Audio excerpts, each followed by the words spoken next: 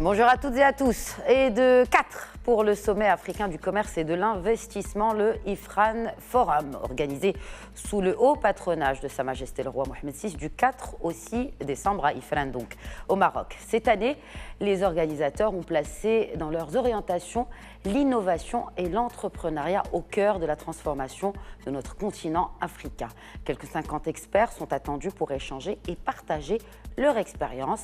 Et on notera aussi la sélection de 20 startups africaines opérant dans des secteurs clés, secteurs stratégiques tels que l'agriculture, la santé ou encore l'éducation. Avec nous aujourd'hui sur le plateau, la présidente et fondatrice du IFRAN Forum, Khadija Janati Idrissi. Bonjour et bienvenue. Bonjour, merci pour l'invitation. Alors, entreprendre et innover pour transformer l'Afrique. Qu'est-ce qui a motivé ce choix de thème principal de ce forum ? À la 4e édition d'IFRAN Forum, il a fallu s'inspirer encore plus des réalités du continent pour venir avec un thème qui peut répondre aux attentes. Et quand on voit le continent, c'est la région du monde d'abord qui connaît un taux d'entrepreneuriat et de création d'activités le plus fort dans le monde entier, mais aussi c'est une région du monde qui aujourd'hui concentre un grand pourcentage de jeunes. Sur les 10 prochaines années, il va falloir que le continent africain puisse trouver des débouchés pour ces jeunes, pour trouver des opportunités d'emploi et de création de valeur. Nous sommes convaincus aujourd'hui que les deux clés pour cela sont l'innovation et l'entrepreneuriat, et c'est pour cela que nous avons placé cette 4e édition autour de ces deux thématiques. Alors, une thématique, on va dire 2 thématiques principales, et puis il y a 3 sous-thématiques, si on peut les appeler ainsi, qui vont être débattues tout au long de ces 2 jours de l'IFRAN Forum.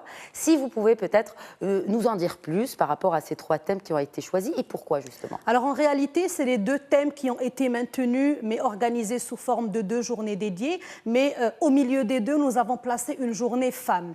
Et ce choix est prémédité. Nous avons voulu consacrer une journée entière du programme principal aux femmes et leur contribution à l'économie africaine, parce que nous pensons que c'est un élément clé du développement du continent. 64% des femmes africaines créent une activité. C'est le taux le plus important dans le monde, et donc aujourd'hui, il a fallu sensibiliser à l'importance d'accompagner ces créations d'activités, les aider pour se transformer en entreprises et que ces petites entreprises puissent grandir. Le placement aussi de cette journée femmes au milieu de la journée innovation et entrepreneuriat a un objectif. Nous ne voulons plus des side event women où les femmes se retrouvent entre elles en marge du programme principal pour parler de leurs problématiques. La problématique des femmes aujourd'hui est la responsabilité de tous, et donc il a fallu la placer au sens propre et figuré du terme au milieu et au cœur de IFRAN Forum. C'est-à-dire que ce n'est pas, comme vous l'avez dit, en side event. Alors,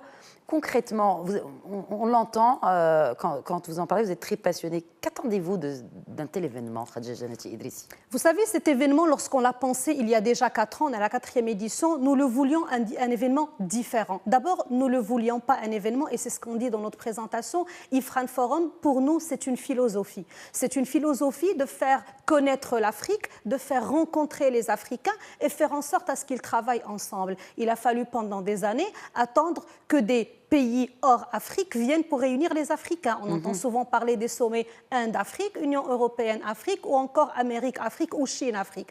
L'objectif d'IFRAN Forum est d'être un forum africain qui réunit des Africains, chefs d'entreprise, parce que nous sommes convaincus que c'est le secteur privé qui peut porter le continent africain et faire évoluer et créer de la croissance économique.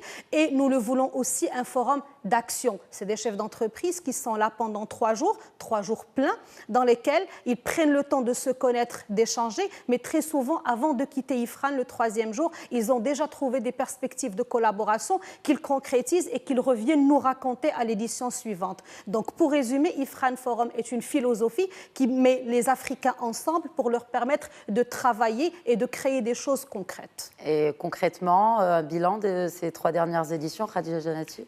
Franchement, un bilan très intéressant sur le plan qualitatif et quantitatif. Nous avons fait le choix d'en faire un événement petit dans la taille, mais intense dans le contenu. Pour le continent, pour le coup. Absolument. Donc, nous recevons 200 personnes au total, dont des intervenants experts et des participants. Ils représentent à peu près 25 pays d'Afrique, en majorité naturellement d'Afrique francophone, mais nous faisons un grand effort pour pouvoir mobiliser des opérateurs d'Afrique anglophone. Mais concrètement, il y a beaucoup de partenariats qui se font. Nous sommes aussi fiers de dire que lors de l'édition précédente, nous avons eu des investisseurs qui étaient parmi nous et nous avons appris la nouvelle que l'un des groupements économiques qui était là, qui a présenté son dossier, a pu avoir un financement de 10 millions de dollars. Ils sont basés au Congo et ils travaillent dans l'agriculture et les produits du terroir. Alors, si on devait parler, puisque vous avez parlé de chances, d'opportunités business, l'événement ou le forum de IFRAN a sélectionné 20 startups africaines. Comment ce choix a été fait? Pourquoi ces 20 startups ont-elles été choisies? Et in fine, pourquoi? Quel est l'objectif? Alors oui, on peut penser que c'est un effet de mode. Tout le monde aujourd'hui parle de start-up. Or, ça ne l'est pas du tout pour IFRAN Forum. Déjà, j'ai pas dit ça. Hein. Déjà, je réponds en anticipation. En 2017, nous avons clôturé la deuxième édition par la déclaration d'IFRAN. Cette déclaration est une réelle feuille de route aujourd'hui pour l'association e-Africa qui porte IFRAN Forum. En 7 points, nous nous sommes engagés sur certaines choses en faveur du continent, dont amorcer un fonds d'investissement pour le soutien de la start-up africaine. Et à partir de cela, nous avons organisé l'année dernière un side event start-up. Mais on s'est rendu compte que pour pouvoir donner de l'importance aux startups comme aux femmes, il ne faut pas les avoir en side, mais au cœur. Donc ces 20 startups ont été choisies d'abord par la maturité de la startup. Il a fallu choisir des startups qui ont commencé il y a minimum 2 ans et qui ont opéré et dont les produits ou les solutions ont prouvé leur pertinence. Elles doivent répondre à un besoin dans le continent africain. Et nous avons privilégié 3 secteurs d'activité que nous considérons clés pour la prospérité de l'Afrique et des Africains, qui sont la santé, l'éducation et l'agriculture. Bien naturellement. Alors, pourquoi IFRAN en fait? Pourquoi IFRAN?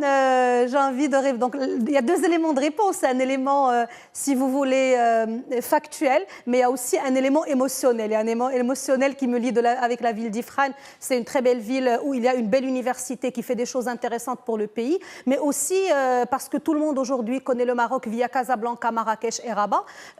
Nous voulons un forum engagé et responsable, et parmi aussi cette responsabilité, c'est de faire découvrir une autre région du Maroc qui est méconnue, pas du tout connue, et qui a vraiment beaucoup de potentiel économique, mais aussi touristique à proposer. Ce n'est pas un choix facile. Sur le plan logistique, c'est très, très difficile pour nous, mais nous essayons de mettre en œuvre tout ce qui est dans notre possible pour pouvoir réussir cela. Et les participants apprécient d'année en année IFRAN et y reviennent. On a un taux de retour qui dépasse les 60%, ce qui est très intéressant pour un forum comme le nôtre. Alors, vous avez parlé de la difficulté ou de difficultés logistiques. Je voudrais parler des autres difficultés. On va les appeler challenges pour rester positif. Quels sont les challenges qui se dressent pour l'organisation, pour déjà fédérer autant de monde autour d'un événement qui est l'IFRAN Forum?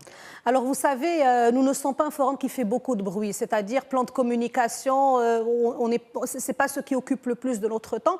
Par contre, ce qui occupe le plus de notre temps, c'est le contenu. Nous sommes convaincus que là, ce qui pourrait vraiment faire venir des participants pertinents, intéressants et qui sont aussi dans l'action, c'est d'avoir un contenu qui leur parle et qui répond à leurs attentes. Et donc, nous mettons beaucoup de temps dans l'ingénierie du forum, dans la création de contenu, mais aussi à ramener des experts.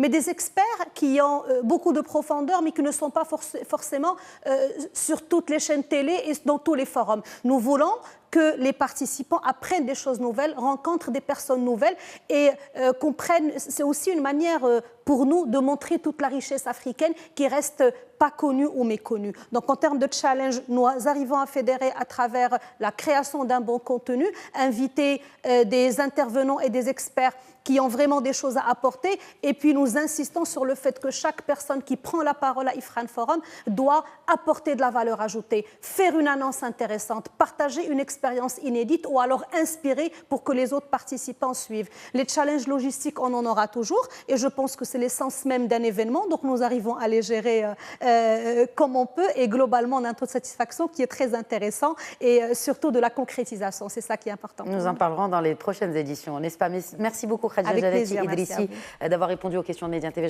Je rappelle donc que vous êtes la présidente du IFRAN Forum qui se tiendra du 4 au 6 décembre à IFRAN au Maroc. Merci à tous de nous avoir suivis. Je vous souhaite à toutes et à tous une excellente suite des programmes sur Média TV Afrique.